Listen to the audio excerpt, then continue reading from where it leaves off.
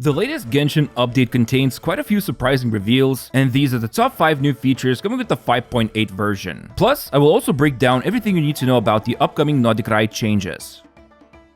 Okay, usually around this time, we get some kind of a new but limited summer event zone. However, Hoyo has decided that this new area called the Holiday Resort will remain permanent. We can see a bunch of new enemies here, and the location overall looks pretty chill. It's split into 4 different areas, and it basically feels like a nice area to explore in a filler patch. Although, interestingly enough, I wouldn't call this update entirely filler because the long-awaited Mayor Jivari's zone will also be available, but the livestream cast specifically mentioned only a small part of this zone will be accessible, and future versions will reveal more of it. Another big reveal we got was a nice Nod-Krai teaser. We can see one of the upcoming playable characters here. Looks like she's an elf, judging from the ears, although I'm not gonna make a full assumption since those ears are eerily similar to Chaska's. But yeah, this small reveal has showcased a bunch of new enemies, and overall, the vibe of this place feels very, nature-y, kinda like one of those druid zones from WoW. By the way, there's even going to be a prelude Archon quest, and one of the things the livestream shared was this picture of falling meteorites from the sky, which were called the moon fragments. So things are slowly starting to ramp up towards Nod-Krai's storyline. Still, going back to Holiday Resort, while this zone will remain permanent, a bunch of time-limited events will be happening in it. So let's take a look at this now.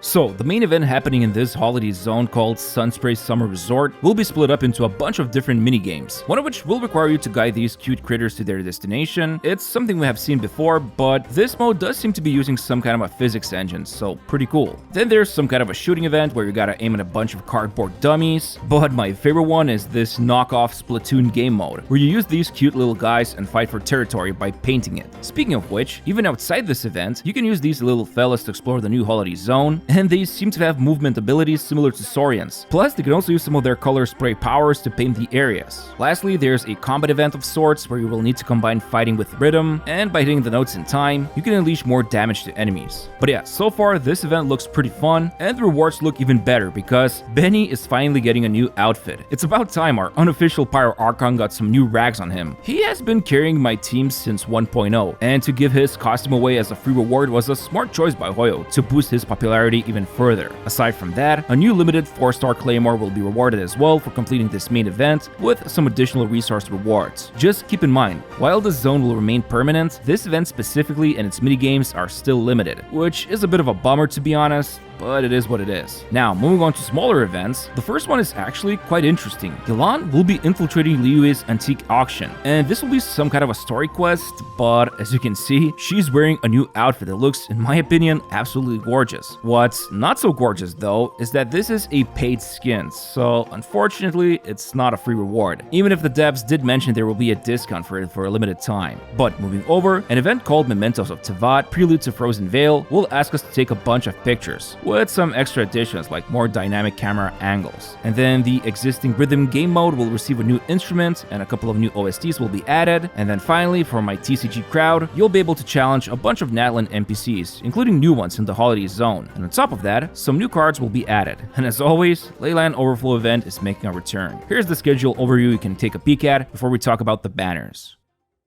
So, there's only going to be one new character in 5.8 version, and it's Ineffa, a 5-star Electro Polearm unit, the first playable character from Nod-Krai. It seems like even robot mates cannot escape Hoyo's exposed armpit design. Now, she actually seems quite simple, almost like a 5-star official, since the way she works is by deploying this cute little companion called Brigitte, which will periodically deal damage, kinda like Oz. If you summon it via skill, Ineffa will also grant an Electro Shield for the active unit, and if you use the burst, then I'm assuming that initial burst damage dimension will be somewhat big, and if Brigitte was already deployed, I believe her duration will be refreshed, which again works the same way as Fischl's or even Emily's deployable skills. Still, the biggest thing about Ineffa is that while she's in the party, Electro Charge reaction will be replaced with a new reaction called Lunar Charge, and in this case, it will summon thunderclouds above the enemy, striking them periodically, and they can also score critical hits, which means they will also scale quite differently than regular transformative reactions like Electro Charge. It's an interesting concept here here because from the way in the livestream it was presented, this will not be the only character we can expect from Nod-Krai to modify reactions. So when looking at the content released so far, Sumeru introduced Dendro, Fontaine brought the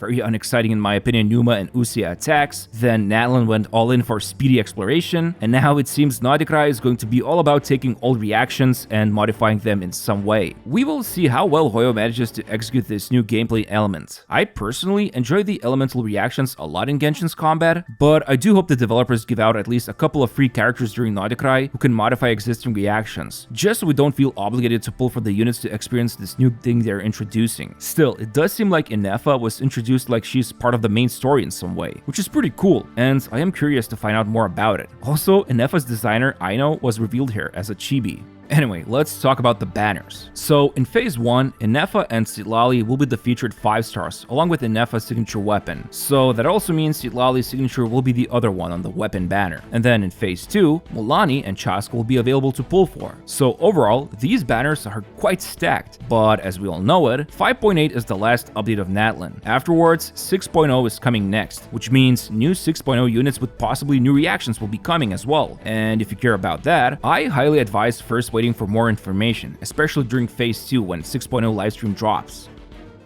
Alright, so as I said before, Mayor Javari will be partially accessible, and from what I understand, this is where a new world boss will be located, this big fat monster called Bakinawa. It looks quite plump, possibly even plumper than our gluttonous Mountain King, and I find this boss fight quite hilarious because you can even remove its limbs by performing this special attack. Hopefully, he won't be annoying to deal with in any of the endgame modes, if Hoyo ever decides to add him there.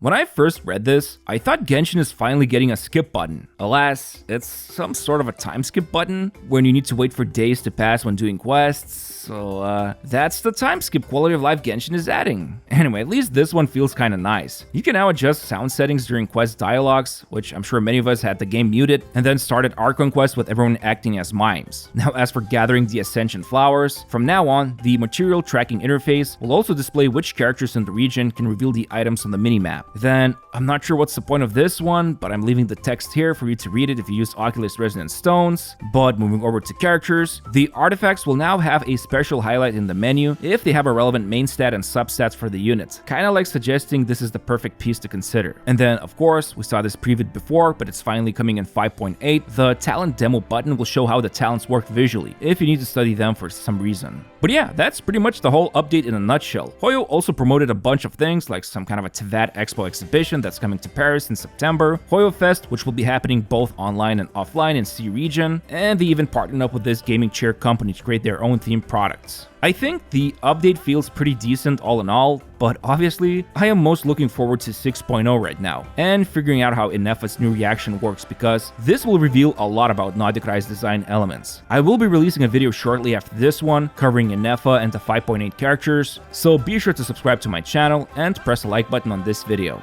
Thanks, and see you soon.